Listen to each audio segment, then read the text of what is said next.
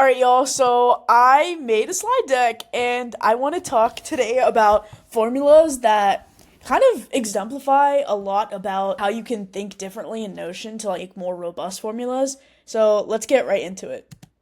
Okay, so this is the agenda.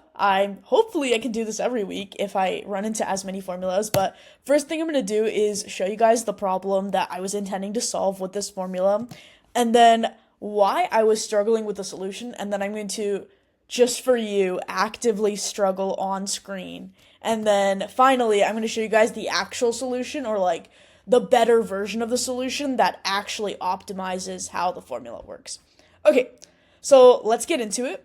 The first one was a simple rounding problem, and it was so simple, and I'm just like baffled at how badly or like how roundabout way I was thinking about this. So they just wanted to take something like 2:26 p.m. and round it up 2:26 to 2:30, or 2:15 to 2 o'clock, or 2:47 to 3 o'clock, right? So they basically wanted to take the time that they created it at and just automate it to be rounded to the nearest 30 minutes. So let me show you how I thought about doing this, and let me show you how you should have thought about doing this. Okay, so this is what I have for you guys. I have the four examples that we're dealing with, and this is really important when you're dealing with formulas because you want to make sure you're addressing all of the cases. And then I quickly just parsed the time because I wanted to be able, like, this is, I don't know, there's a lot of information here, so I just wanted to pull the time out. Okay, and this is just a quick formula where I'm just getting the hours and minutes and the time of day from here. Okay, so what I'm going to do is I'm going to go through how I thought about this, right? So I thought that there were three cases where you had less than 15 minutes, between 15 and 45 minutes, and then greater than 45 minutes. So let's go ahead and set that up. So the first thing I'm going to do is I'm going to parse the minutes from this. So I'm going to use a variable called min, and I'm just going to do is I'm going to get the minute value from the start date.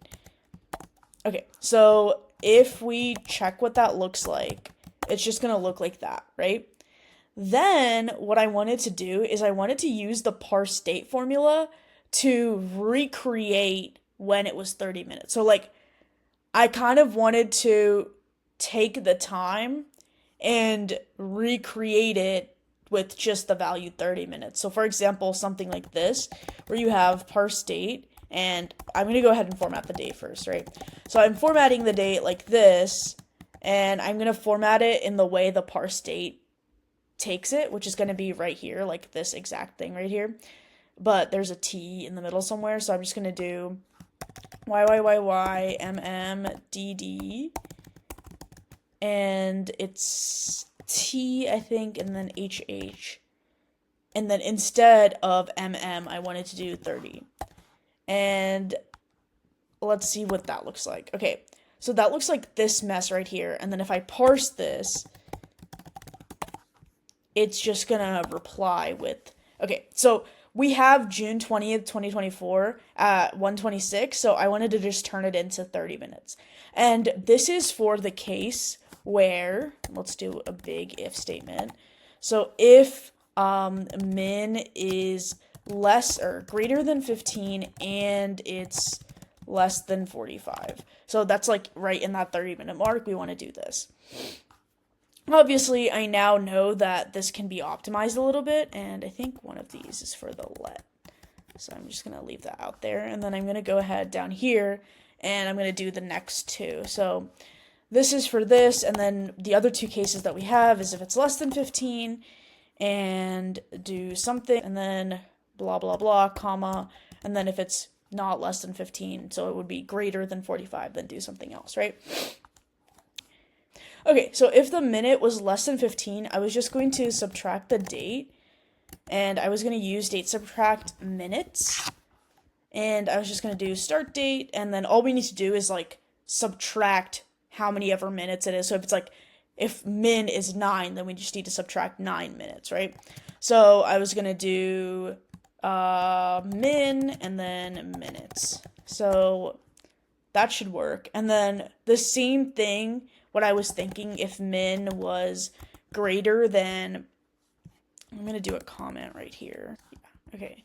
If min is greater than 45, then if min is 45 or greater, you're just going to do date add 60 minus min, right?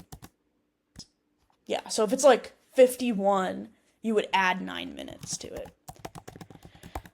Okay, so that should work, and I think, oh, this is not, okay.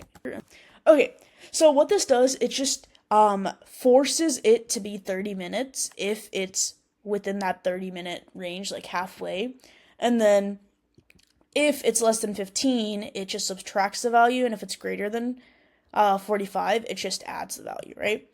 Okay, so this should work. This theoretically does work. So 12:45 is getting rounded up to 1 a.m., 12 is staying 12. Oh, I was going to make this like a better value. Let's do like 12:09.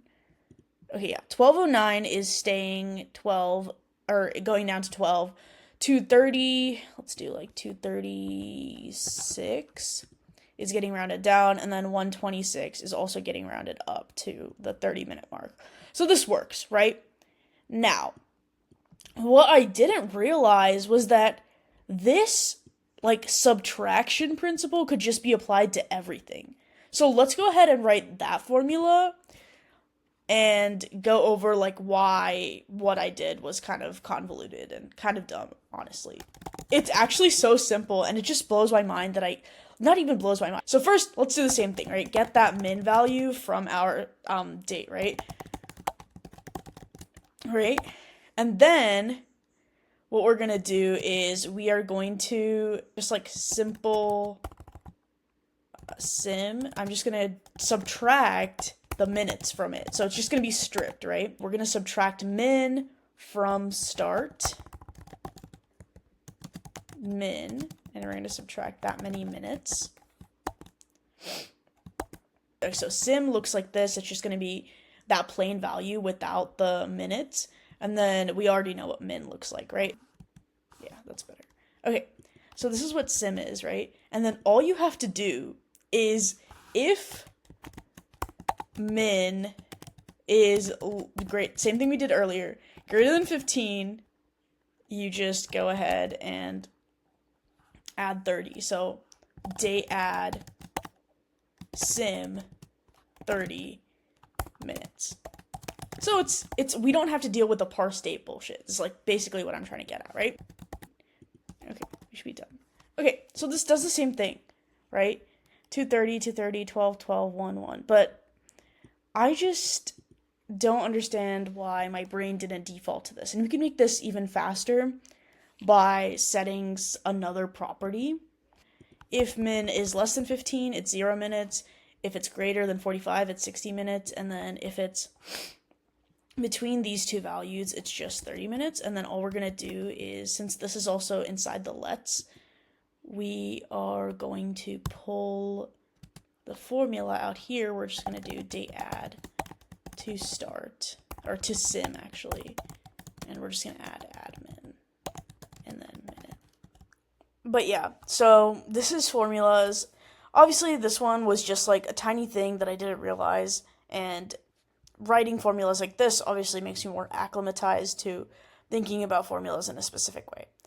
All right, now let's move on to the other one, which like actually makes sense that I didn't get it. But this one was a duration calculator. Okay, so for this duration calculator, the user wanted something like this where they could calculate very simply in this specific format the distance between the start date and the current date. So this minus now, or like now minus this, is equal to 0 years, 5 months, and 3 days. All right, so one thing I want you to keep in mind while I'm going through like how I approach this problem is that there's 12 months in every year, but there's not necessarily a certain number of days in every month. So when I initially saw this, I was like, that seems pretty straightforward in that you have just the date between in years, the date between in months, and the date between in days. So let's do that exactly, right? So let's start and now, or it's now and start. I realized this when I was doing the other one in years, right? Okay, so that's step 1. I'm just going to duplicate this to get steps 2 and 3. Oh, shit. Okay. And then one more. We have months, days, right? Okay, so in the situation, if we just did what we were talking about doing earlier, we could just do years.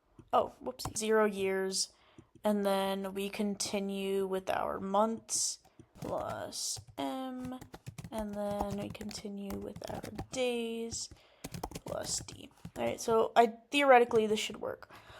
Issue that I'm seeing right now, we're doing 1 year is equal to 12 months, which is equal to 366 days, and I don't want that. So I need to be subtracting from months 12 times that year's value. What does that mean? I'm not duplicating the number value here. So if I have 1 year and 3 months, 1 year and 3 months is 15 months. So it should say 1 year and 3 months, not 1 year and 15 months. So I need to do that subtraction right there. The other thing is what I told you guys to think about earlier, which is how many months are in, or how many days are in a month, right? Because there isn't a set value for that, I initially just started off by giving myself 30, right? Because 30 is the most common month value. And then I was like, okay, I'll just multiply 30 times that month value and I should get my answer. That was not the case. So here's the issue. So we have October 28th, 2024, right? Today is November 28th, 2024. This should not work like this. It should just be 1 month because the month of October has 31 days. So this should automatically know that 31 days is 1 month in this situation, right? Same thing here. Since I used the standardized 30 value here, that would be 30 times 12, so 360 days, right? But it's accounting for an extra 6 days, even though November 20th, 2023 was exactly 1 year ago. And the genius, it's not that crazy. I'm just nerding out over how much I liked it. Okay, instead of subtracting it like this, we are going to add, instead of doing this situation right here, so when we're calculating the date between, we're not going to compare it to now and the start date. We're going to compare it to the start date, but we're going to add the number of months here to this start date. And let me show you what that does. So we're doing date add, start, and then we're going to do months, and then we're going to do that many months. Okay, so now I don't want this anymore. All I'm going to do is just use that day's value. Okay, so this works. Why does this work? It's because the native date add value here in Notion already accounts for the fact that each month has different amount of days, right? So this is actually calculating the difference between 1 month from this date, right? So October 28th plus 1 month is equal to November 28th. And it's calculating the difference between that date and right now, which is 0 days. Let's go ahead and do a duplication here, where I have October 27th and now, right? So if it was my original formula, then October 27th plus 30 days, or like plus 27, is going to be 30 days, right? And then plus 2 more is going to get me to today. In reality, October 27th to November 27th is 1 month, and then 1 more day brings us to November 28th. But yeah, I just thought it was really smart for them to use the date add situation here, and I just really liked how they did that. But yeah, that is basically it for this week's formula of the week. If you like this video, please go ahead and comment and let me know, like, if you think that these are not worth making that big of a deal over.